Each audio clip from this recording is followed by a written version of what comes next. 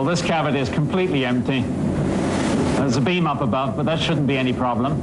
Hello, Graham. Hi, Steve. Good to see you again. Good to see you, too. You helped us out last year in Acton with our 1710 Colonial. We had a new addition on the side. You came in with one of your trucks, sprayed foam into it. Worked out great. Last year, you drove up in one truck. This year, I noticed you have two separate rigs with generators and metering devices and so on. Well, the reason for the two rigs is we've got two solutions. This first truck has the formula we use in new construction where we can spray on an open wall between studs, spray on the sheathing, but it isn't suitable for the older homes where we have to inject the foam into a closed cavity. It's too aggressive.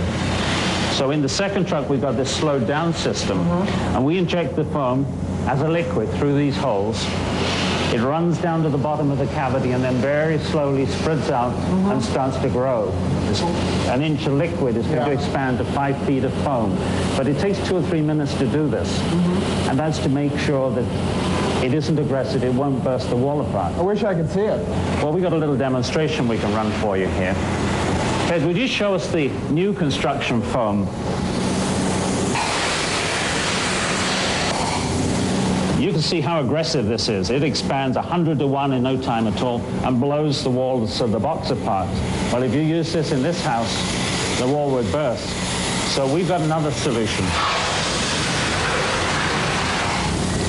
This goes in as a liquid. Nothing much happens. It just smooths out. And it's going to take 2 or 3 minutes to grow. But during its expansion, it's going to stay very soft, almost like a mousse. You're going to be able to see that it'll wobble.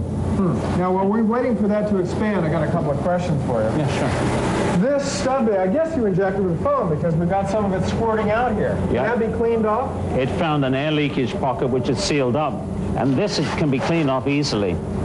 It seals completely, but the foam is cured in maybe 4 or 5 minutes. Okay. It'll just be scraped off with a scraper. Another question I had was, how do you know if you filled the whole stub bay? Well, we got a visual check because we can see when the foam appears in these holes.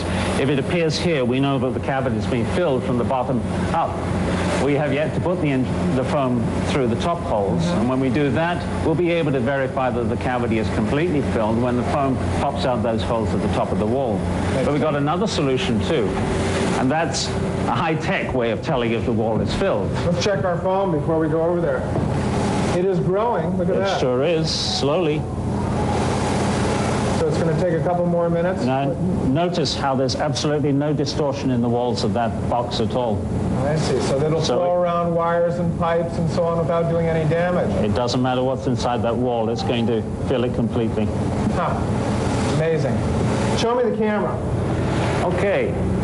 This is a heat-sensitive camera, and it's focused on the wall which we've just injected foam into. And on this screen here, it shows the temperature of the wall surface in different colors. Over here on the right, we've got a window, and we can see the outdoor temperature, and it's blue. But the heated foam area is showing up as red and white. So that means if I put my hand in front of it, it reads as white-hot heat. Okay, I got it. Exactly. So in this way, you can ensure that every sub bay is completely filled. It's a very reliable way to show graphically that we didn't stop the foam halfway up, filled the cavity completely. Downstairs, in a room that we hope will become a covered carriageway, we've got kind of a problem because one of the walls is very irregular. Can you tackle that? We've got a solution to that, no problem.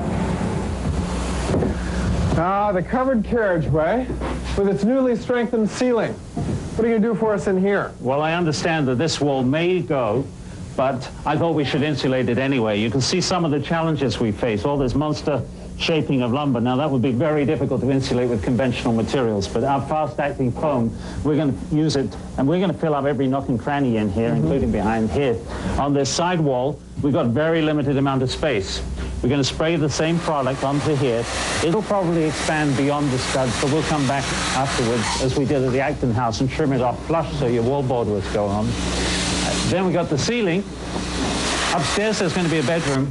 So we're going to spray the foam directly on the subfloor for 2 reasons. One, for thermal comfort, so it'll have a warm floor, and secondly, for acoustics, so it'll be a nice quiet room as well. Now, there is a little odor to this. It almost smells like popcorn. Is it harmless? Oh, yes, it is. And that odor will disappear in the first 24 hours. And 30 days after it's installed, there are no detectable emissions at all. In fact, this is being used in a couple of demonstration houses with the American Lung Association, designed for people with allergies, because there are no emissions. It's the only insulation on the market to make that claim. What about cost on a house like this, Graham? It's difficult to be really specific because each old house is different. But typically, a house of this size, we'd expect to do in a day, day and a half, and the cost would be in the region of maybe $3,000 to $4,000. Well, once again, thanks for helping us out, and we hope to see you again on another This Old House project. I'd look forward to it. Cheers. Bye.